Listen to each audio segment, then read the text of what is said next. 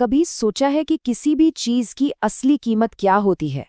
आज हम एक ऐसी ही कहानी में उतरेंगे जो इस सवाल का एक बहुत दिल छू लेने वाला जवाब देती है। ये कहानी है त्याग की, एक ऐसे एहसास की जो हम सबसे कहीं ना कहीं गहराई से जुड़ा है। तो चलिए इस एक सवाल से शुरू करते हैं। एक स्मार्टफोन की असली कीमत क्या होती है? क्या ये सिर्फ वो रकम है जो हम चुकाते हैं, या फिर इसकी कोई ऐसी कीमत भी है जो दिखाई नहीं देती? हमारी आज की कहानी बस इसी सवाल के इर्द गिर्द घूमती है। तो हमारी कहानी शुरू होती है एक आम से लड़के के एक छोटे से सपने से। एक ऐसा सपना जो आज के ज़माने में बहुतों का है। मिलिए राहुल से। एक कॉलेज स्टूडेंट है, अपने दोस्तों को देखता है, सबके हाथों में नए चमचमाते हुए फ़ोन, और बस उसके मन में भी एक ही ख्वाहिश घर कर जाती है कि काश उसके पास भी ऐसा ही एक स्मार्टफोन हो।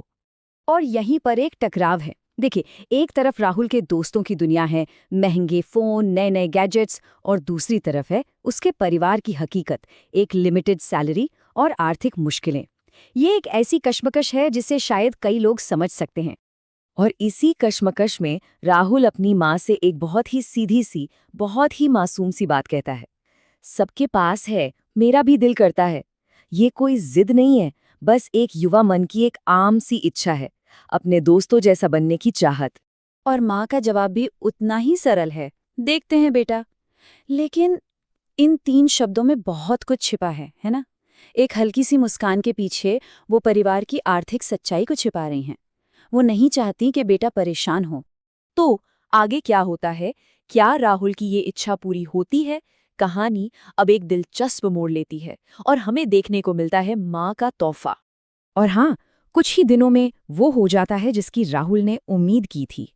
उसके हाथ में एक बिल्कुल नया चमकता हुआ फोन होता है। और उसकी खुशी, अरे उसकी खुशी का तो कोई ठिकाना ही नहीं रहता।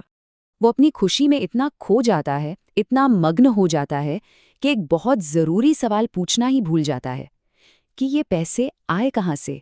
उस पल में उसे सिर्फ अपना नया फ़ोन दिख रहा था और कुछ नहीं।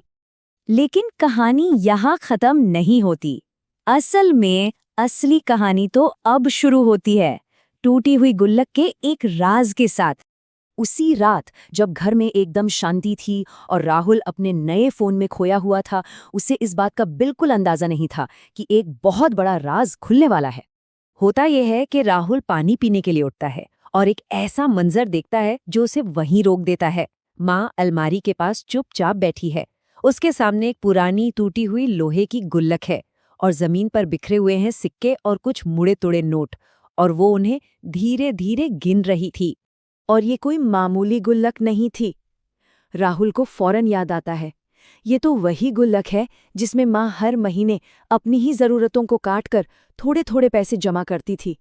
शायद एक नई साड़ी के लिए, या शायद अपने किसी छोटे से सपने के लिए जिसे उन्होंने कभी किसी को बताया तक नहीं था।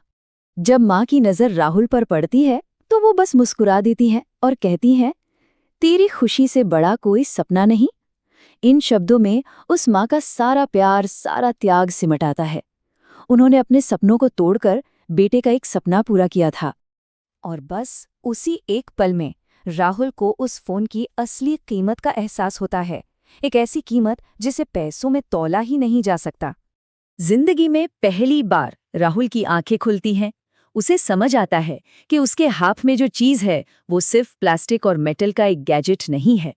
उसकी असली कीमत माँ के वो छोटे छोटे सपने थे, वो अधूरी इच्छाएं थीं, जिन्हें उन्होंने अपने बेटे की एक खुशी के लिए कुर्बान कर दिया था।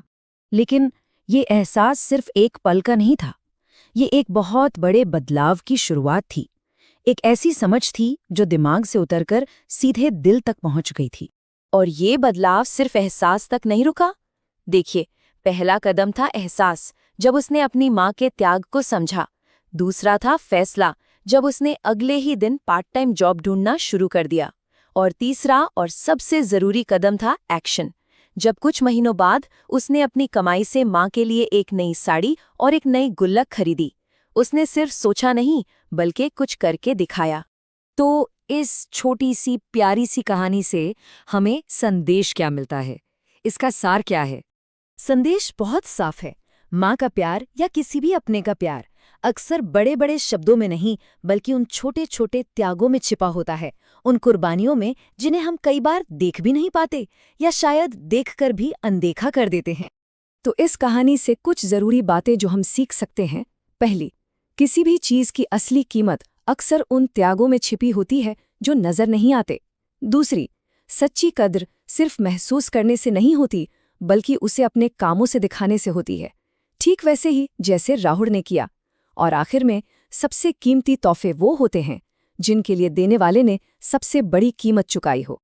और अब एक सवाल हम सबके लिए, हम अपनी जिंदगी में अपने प्रियजनों के त्याग को कैसे पहचानते हैं, और उससे भी ज्यादा जरूरी, हम उनकी सराहना कैसे करते हैं? इस पर जरूर सोचिएगा।